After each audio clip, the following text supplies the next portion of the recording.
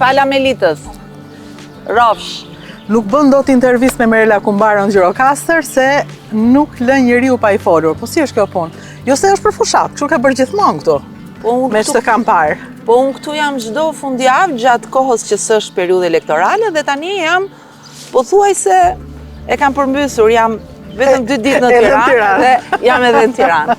Po, është normale, unë kam 12 vjet në këtë qark, përveç se jam nga kjo zonë, jam nga Gjirokastra, jam nga Libohova, i kam shëtitur të gjitha bashkitë dhe le të themi rreth 80% të fshatrave të 7 bashkive.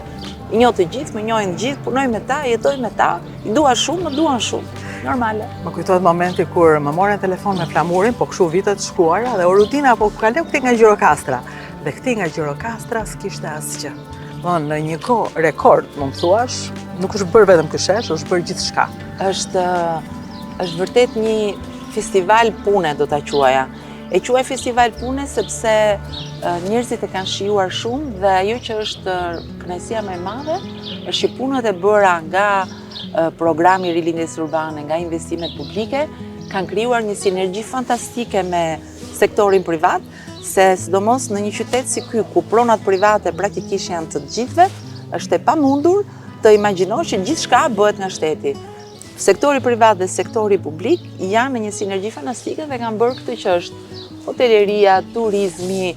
Tani, të gjitha këto ndërtesa që shihni ju rreth e rrotullt, që mbajnë emrin hotele të ndryshme, nuk kanë qenë ose kanë qenë në ndërtesa të vjetra të rënuara.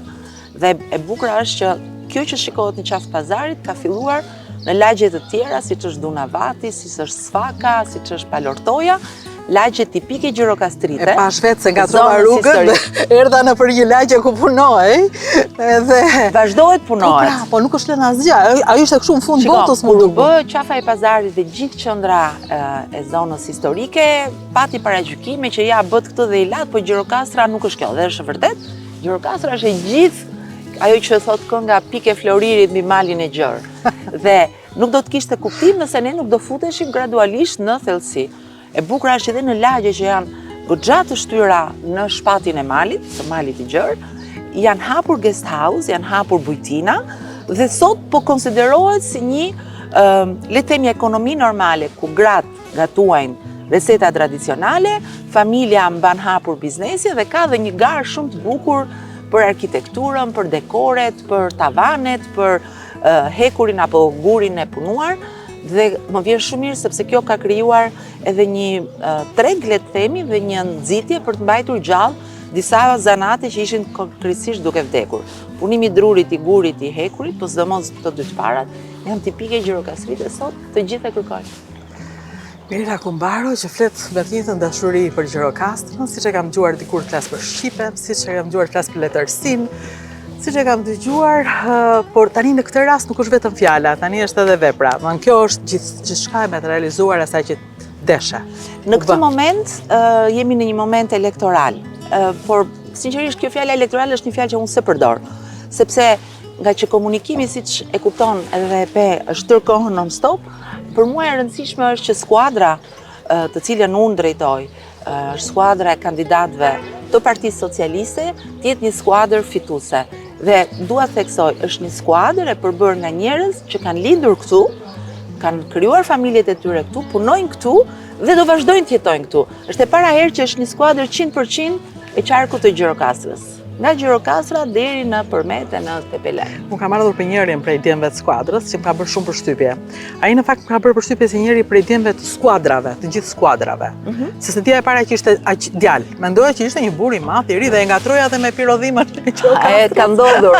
E ke fjalën për Dhe mendova, wow, e morën atë, nuk kështu ka menduar fillim. Jo. Dhe ju kishit gjetur një djalë të ri, i cili ishte tregimi i Gjirokastrës. Mua më ka bërë shumë përshtypje. Eksakt. Është vërtet. Dhe i kthimit, dhe i asaj që ju në pak po kërkoni, ktheuni. Shiko, ka dhe një lloj paragjykimi që njerëzit në Partinë Socialiste ose kandidatët për deputet, ose që janë përgjithsisht pjesë e skuadrës drejtuese, janë gjithmonë të njëjtët, riciklohen, edhe jo nuk është kështu. Shumë e rëndësishme për ne që ta hapim partinë. Dikur e hapi derën për mua në Partinë Socialiste dhe pa e kërkuar unë më ftoi. Edhe është ai që sot është kryeministri i Shqipërisë. Në qoftë se secili nga ne nuk e bën këtë në momentin që bëhet pjesë e asaj trungu të Partisë Socialiste, Partia Socialiste do t'i thajë ndegët. Dhe arsyeja që ne kemi hapur dhe praktikisht në gjitha skuadrat ka të rinj që ose s'kan pas asnjë lidhje me jetën aktive politike, ose që vinë nga bota akademike ose nga bota e biznesit. Sidomos nga bota e biznesit, dhe Piro Dhima ishte një zgjedhje pikërisht e një njeriu, historia e jetës së cilit është historia e qafës pazarit, është historia e rilindjes urbane.